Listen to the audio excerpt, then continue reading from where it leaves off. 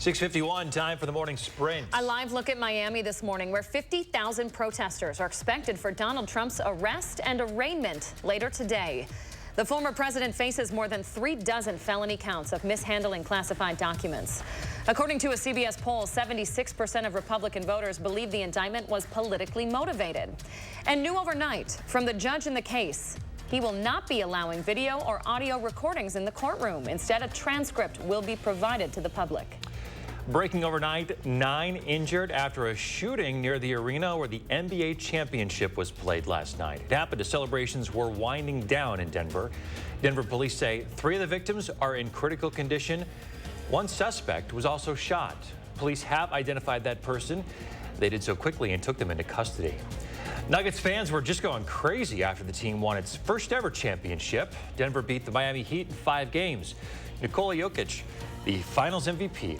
The city will host a championship parade on Thursday. Search crews will pick back up their work this morning at Devil's Lake, looking for a missing 13-year-old boy. They found a makeshift campsite in the area with some of James Yablonsky's things, but they haven't found him.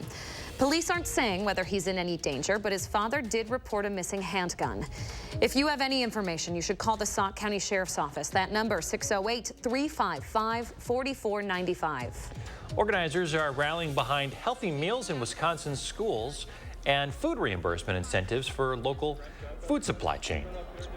Yesterday, a Feed the Kids rally was held at the state capitol where people were calling for an end to students worrying about whether they can afford lunch.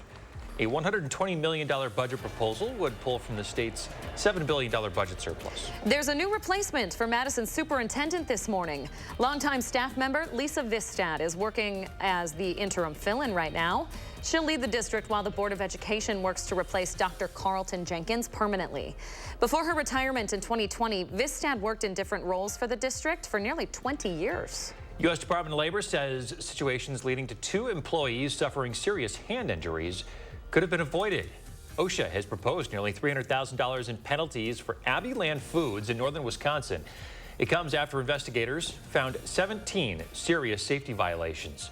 Since 2013, OSHA's imposed $56,000 in penalties over 22 serious violations for the Abbotsford meat processor. In Milwaukee, a nearly 6-hour standoff is over. The suspect's still missing after police found the person they were after wasn't even in the building.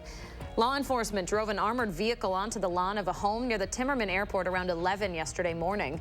They thought a person connected with a homicide was in the apartment. That person, not. They're still on the run this morning.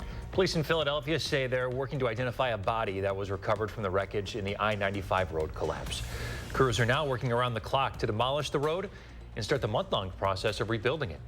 It all happened when a tanker on Sunday caused the bridge to collapse as it was carrying 8,500 gallons of fuel that burst into flames, causing the collapse, closure, and major delays throughout the city. The owner of a partially collapsed building in Davenport, Iowa, pleading guilty to a civil infraction for not maintaining safe conditions.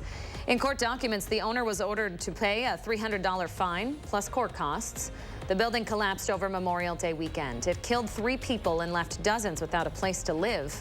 Demolition efforts are now underway for that building. All right, 5 minutes away from 7 o'clock as we had some light rain overnight, but it is dry across most of southern Wisconsin. Just a few sprinkles here in Grant and Crawford County. We're watching this area of rain up to the north. This will be sinking down the south as we go through the late morning hours into the afternoon. That'll bring us some more light rain. Unfortunately, it's not going to be a whole lot for us, but might need that light rain jacket or umbrella this afternoon. 54 right now in Madison.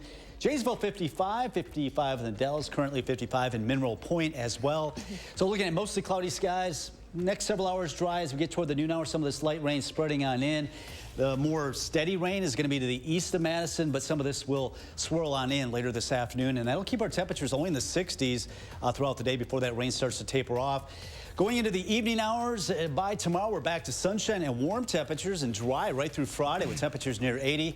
Next chance of showers and storms will come in Saturday afternoon. Okay, Kelly, thank you very much. We appreciate it. Stick around. We'll be back with another news and weather update in 30 minutes.